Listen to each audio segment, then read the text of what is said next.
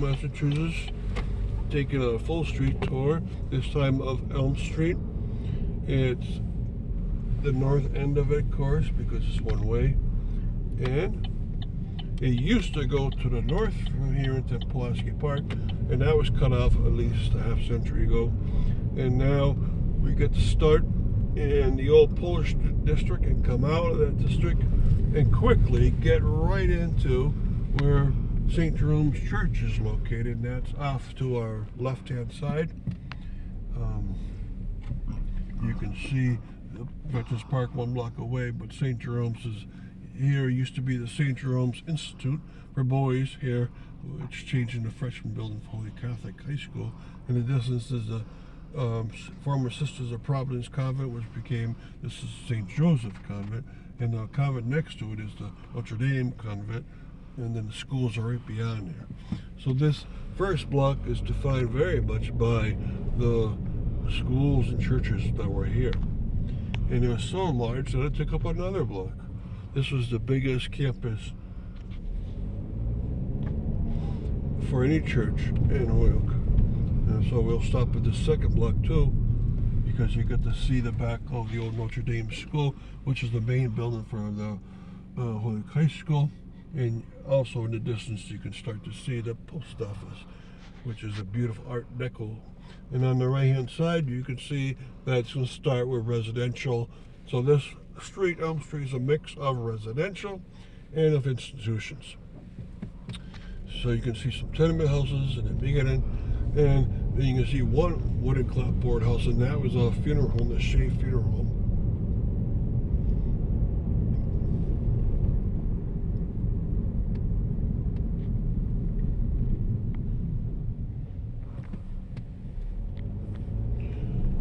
Crossing Dwight Street now, and you get to see off to your left-hand side the side of the post office, made I believe 1935, and very large because he thought Holyoke was going to continue to grow to great sizes. Now on our right-hand side are tenement houses, and they've been just recently, as of last year, refurbished fully, and now they're basically they're a poorhouse of Holyoke. That they very discreetly put all the poor, almost homeless people of Holyoke inside of here, and without great fanfare because they didn't want to announce that. And you get to see the side of the Holyoke Juvenile Court to your right-hand side, and this was a former first location of Holyoke High School. Very few people would know that. They think there's two Holyoke High Schools, the modern one and then the one that's very close where the senior center is. But this is the first one. And its pictures were quite easily available. It used to be called the Elm Street School, an elementary school, then it changed to a high school.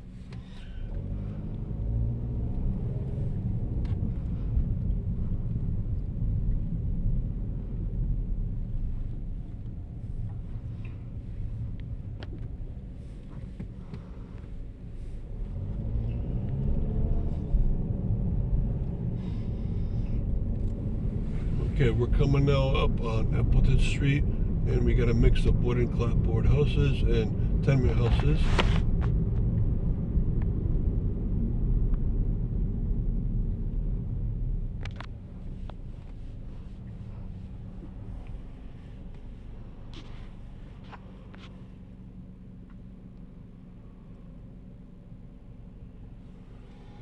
And then the next block up, where we're going to see are beautiful homes.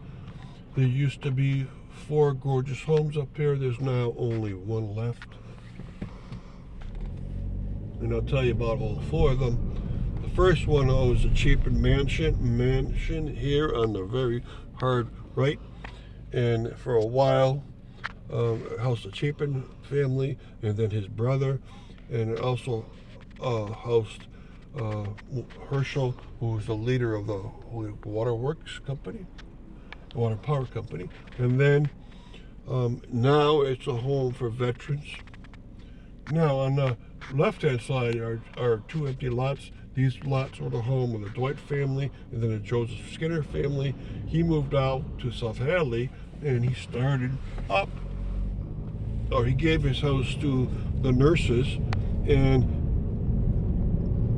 they built in that place a nursing school. And so that's what you see on the left-hand side here is a nursing school. Just 3 years ago, it was refurbished to be a home for wayfinders, but that's the Providence School of Nursing from the 1930s. On the right-hand side is a very big empty lot. About 5 years ago, it was taken down, and in this place, nothing was put up. But that was the home of George Prentice and William Prentice. They were wire makers around Holyoke.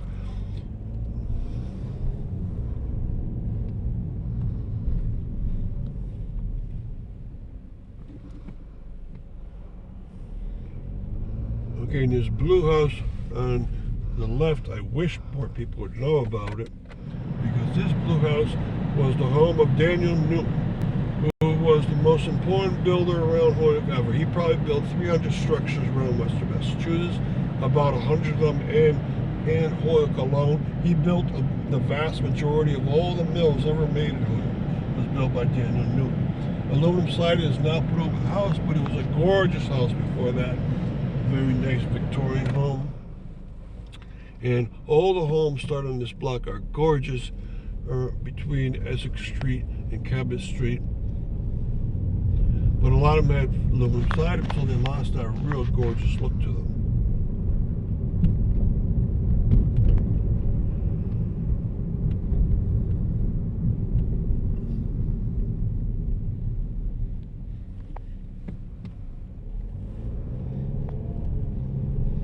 Now this section of Elm Street, past Cabot up to Hampshire, this is where the Perpetual Help Church was. The largest fire in history of Holyoke occurred here in 1998, destroyed the whole block. The church, the school, the rectory, and the convent are all gone now. On this back street, Elm Street, was the convent, and the school, church, and rectory were on Cabot Street itself. Totally gone now. Very sad. But of course, I have on my webpage lots of pictures of this gorgeous building. There used to be two tenement homes back here, and one of them caught on fire in the back porch, and you're left with nothing except a big black fence around it, which is still there.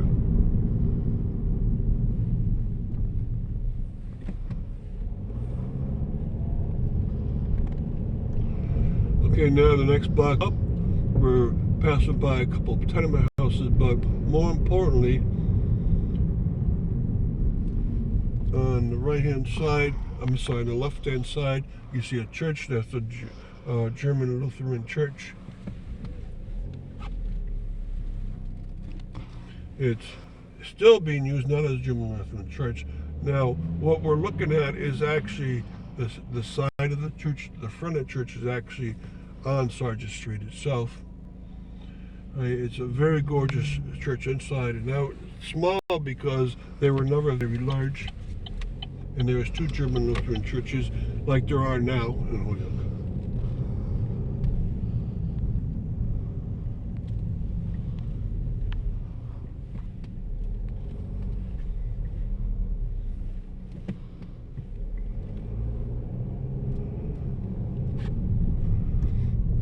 Okay, both left and right hand side, we're seeing modern homes from 30 years ago. These took the place of the Jackson Street Parkway, and they filled them in with these style homes. There's many of them, but the amount of people that live in them is less than lived in all the Jackson Parkway, which was low-rise buildings but housed lots of people.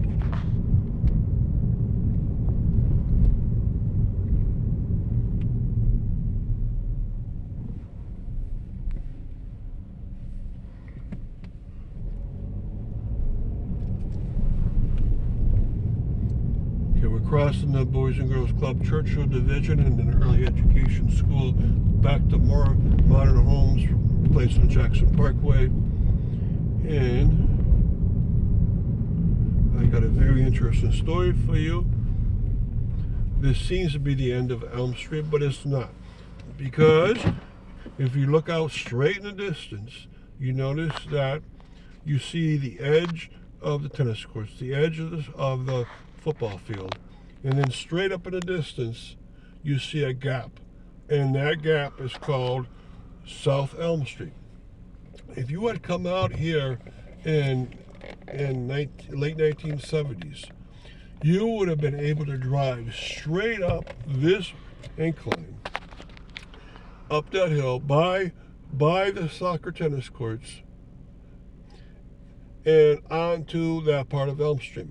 But it was removed. So when I was young, I was able to go up there on my bike, and also people would drive up there in a car. It wasn't very heavily populated up there yet, and so not many people took it.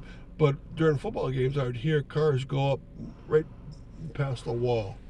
So it's amazing that Elm Street actually continues to go upwards. We're not going to go up there. It's called South Elm, which is it's a very interesting naming up there. It includes Davis Street, Gates Street, or Walcott Street. Right, so that's the tour of Elm Street, Holyoke. Lots of little features along the way. Thank you.